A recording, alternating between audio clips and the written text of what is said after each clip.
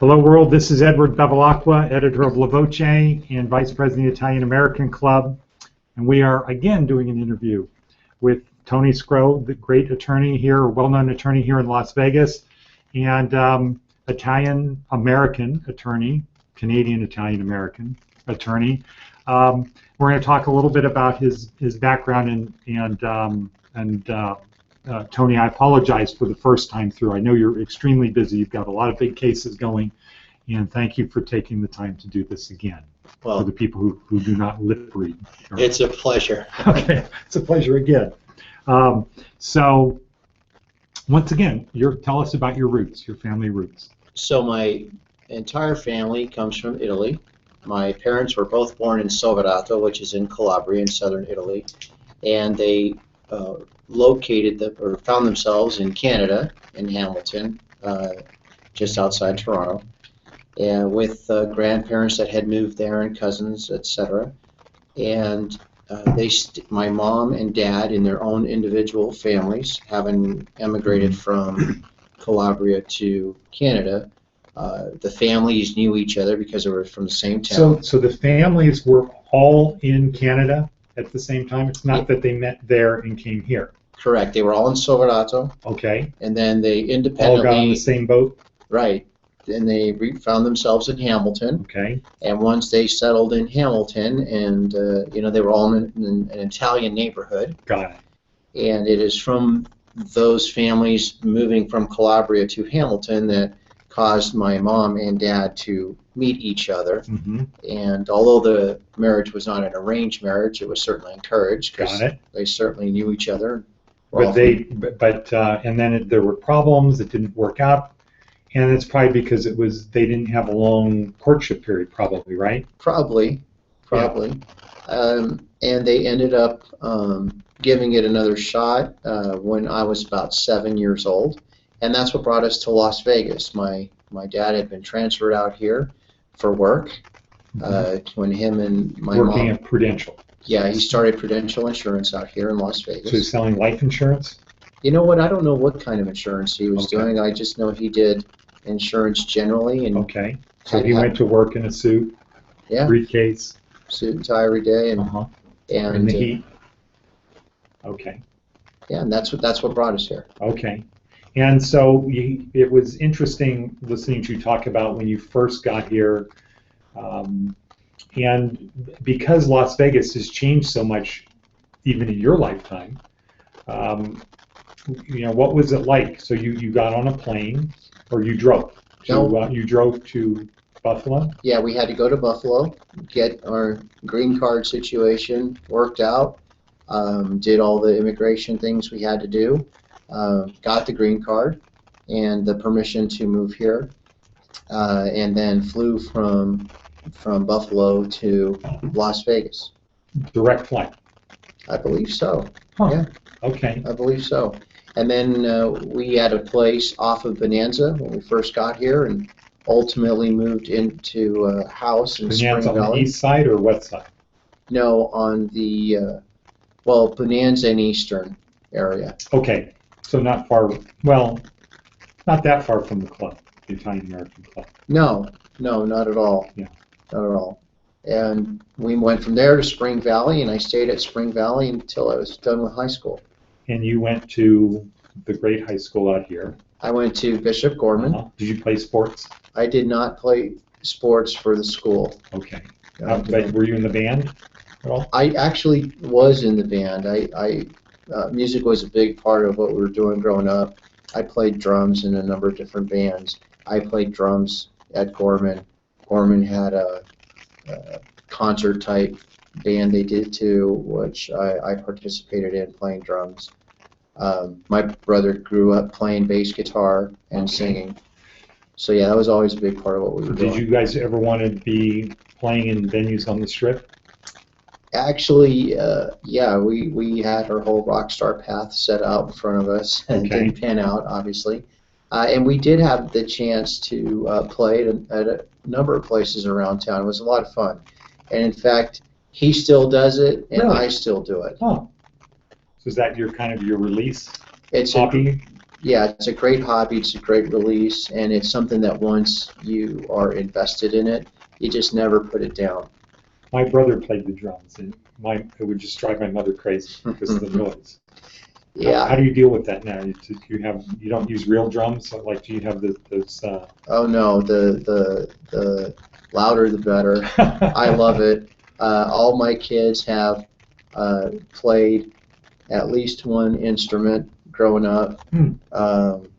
Savannah who's my middle child, is going to the Berklee College of Music. Hmm. She's a singer-songwriter playing piano, plays guitar now. So yeah, I love it. Were your parents musically inclined? They were not at all. Grandparents? No, they listened to it. They enjoyed it. They attended concerts. They back in the day when I was growing up, my dad had an Italian-American radio program. Oh, right. We ended up, as a result of that, going to see a lot of shows, and they enjoyed it, but they never played anything or sang or anything like that. Did they encourage your music career, or did they just not discourage it? No, they encouraged us to do whatever we enjoyed doing, so long as it didn't interfere with school and didn't get us into trouble. Did you encourage your kids Very more than much. Okay, so you encouraged more. Very much. I love it. I love the fact that they play different instruments, and all of them could play and hold their own when they were taking lessons on different things. Mm-hmm. One of my three girls just ended up really falling in love with it and pursuing it in hopes to pursue it as a career, which is great. Yeah. But even the ones that haven't pursued it that seriously still mess around with it. Sure. Okay. And so now, when you were growing up, you were attracted to music, the drums, your brother, guitar, and so you played a lot around the house, and that was okay. Yes. Now, did you guys have Sunday dinner with your grandparents? Was that a big part of the week?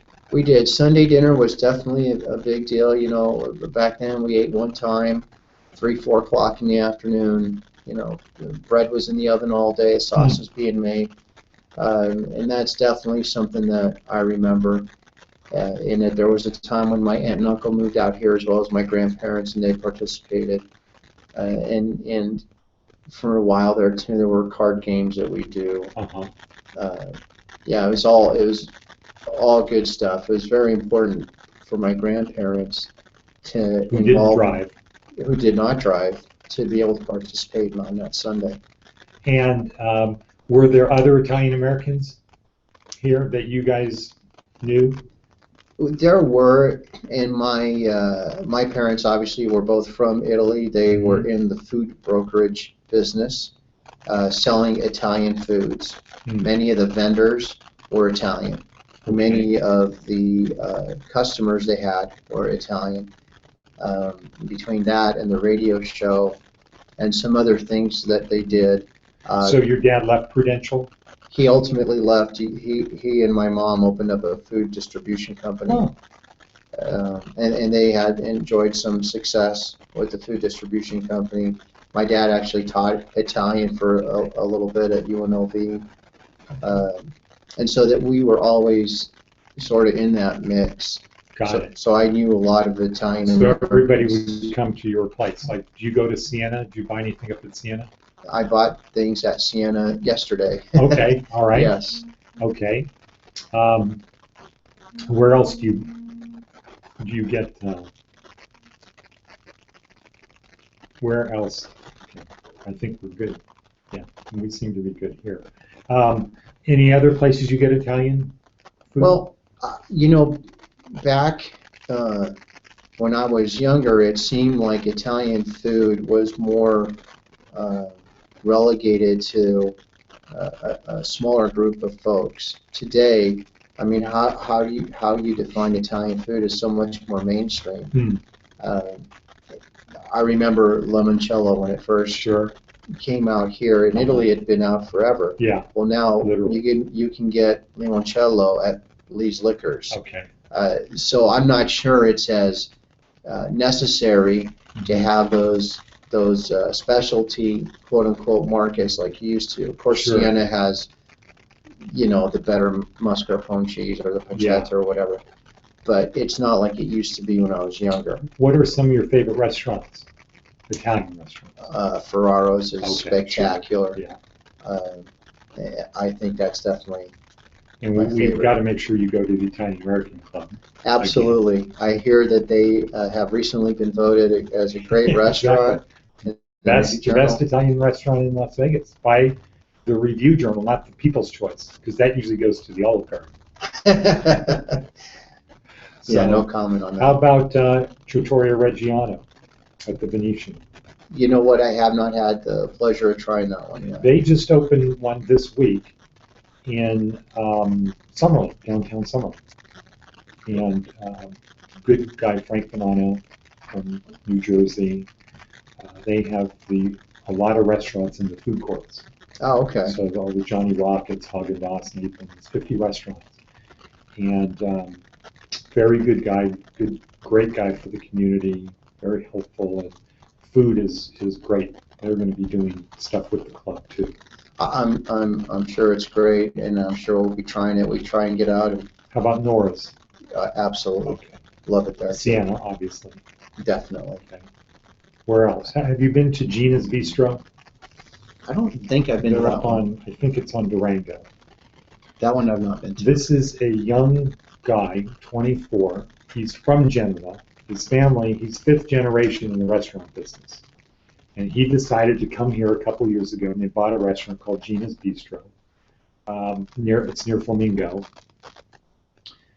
And it's, authentic fifth generation Genoa food. That sounds pretty good. So, but let's wrap up talking about the practice of law in Las Vegas. You know what I do have to mention? We just launched. I am actually launching a new concept with the Ferraros. Oh, you are? Called Pizza Forte. We just opened up at Sunset Station. Oh, okay. Well, tell us about it. So Pizza Forte is just, in my opinion, an old school, like you'd see in Italy, kind of what they call the takeaway kind of restaurant there. Very Okay, so very meaning good. you're not going to sit down. You're not. Well, you can sit down. But it's not designed for that. It's not, and it's not designed to have an extensive menu. It's pizzas that are all Okay, not like homemade. Setabella. No, I think that Pizza Forte is going to remind you something more like you would have if you were walking down the street in Venice Okay. and grab a slice. Okay. Now, how about, have you been to Novecento? Yes, Novecento is right by our place. Chef Mark's a great guy. On Eastern? No, on Centennial Hills. That's way up off of Ann Road? Yes. Okay, Yes. got it. And he's got really good food up there too. Okay. And he's a super good guy. He's been around for a long time. Chef Mark? Yeah. Yeah. Yep. And Parma's also a place that we enjoy going to. Okay. Yeah, Parma's part of La Voce there and there. Yeah. So is the first store open? First store opened Friday night late at Sunset Station. The second one's at the Hard Rock Hotel, and that opens in about 30 days or so, 45 days. And is this 900-degree pizza?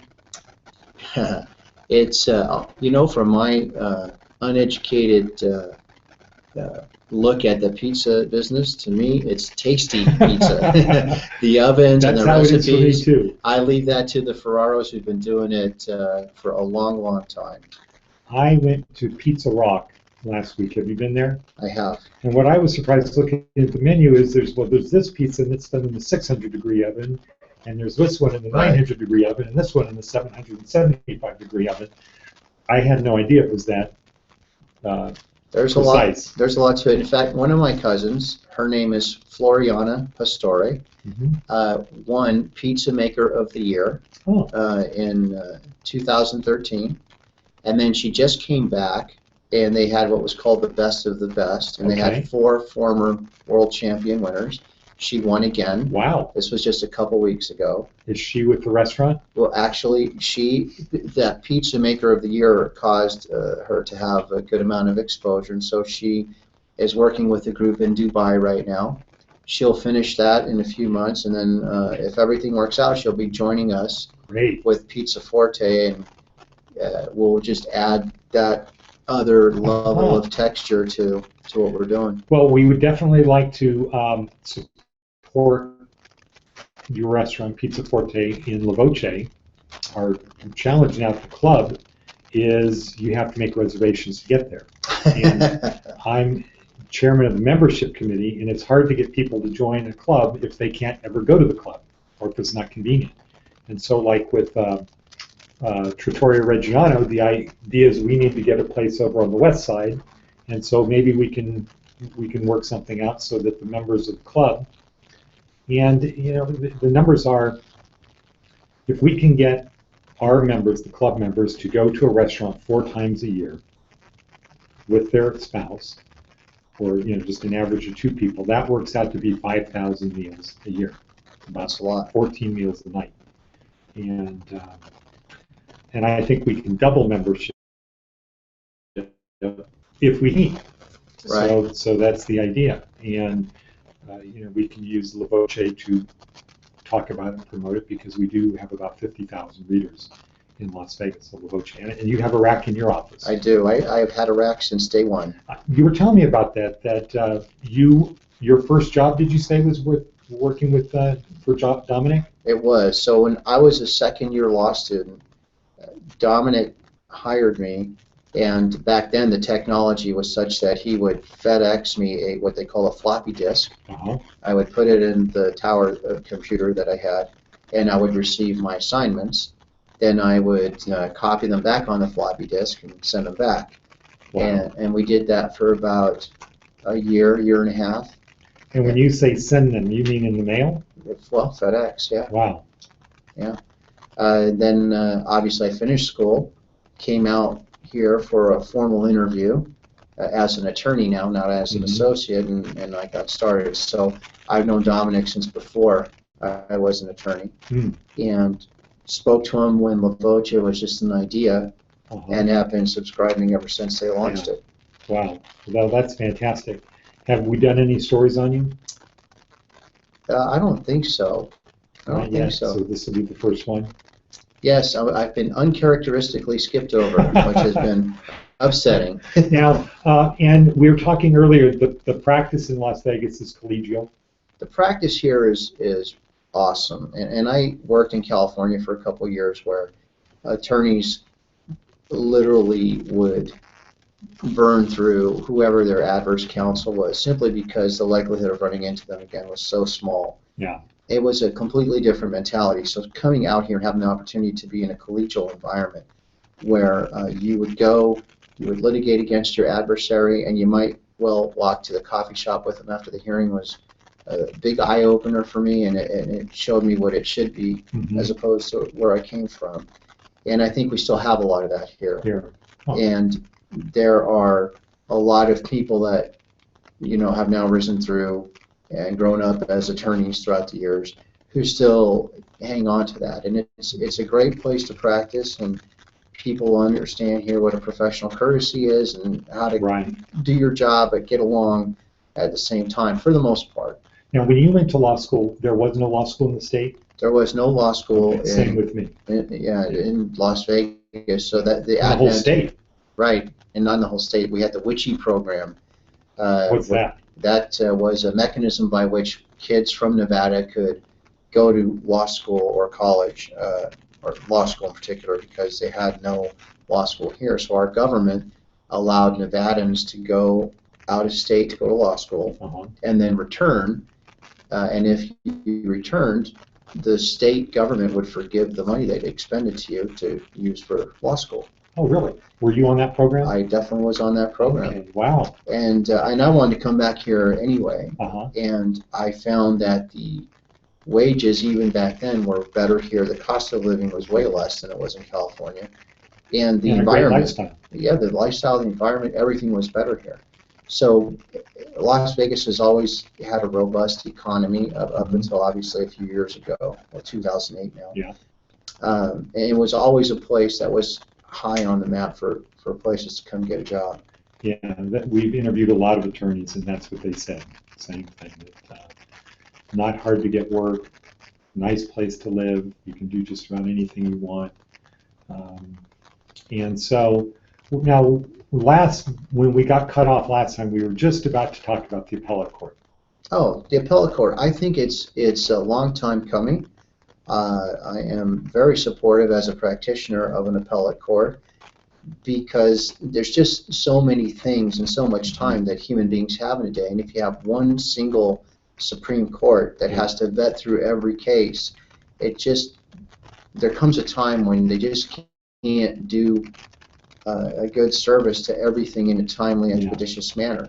I heard that the appellate court here is going to still go to the Supreme Court, and they're going to decide whether it goes to the appellate court. Is that right? I'm not familiar with that. I have seen the appellate court already render a number of decisions. Okay, good. All right. So this was way back. Might have just been wrong information, but it was way back in the beginning when.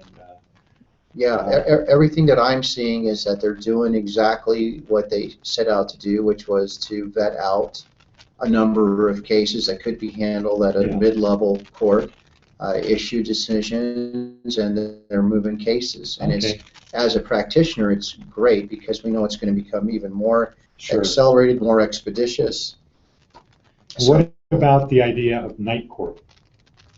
Night court, they have flirted with that off and on for years, and I think there's some kinds of cases that lend themselves to night court. Some that like things casino during the day, and they just can't. Absolutely, it's very inconvenient to get off work. I think a night court system that would cater to those sort of job hours, to the petty offenses or the traffic offenses, I think you get rid of a lot of that congestion in the courts very effectively. Tony, thank you for the time. I have only one last question. Yes. Sauce or gravy? Sauce, 100%. Now, why do you say that? Sauce, because it was always about the sauce. I never heard gravy until I had become much older.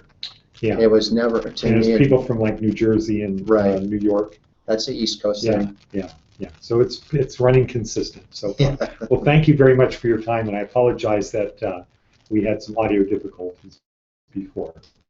No problem. Thank you so much. Thank you very much.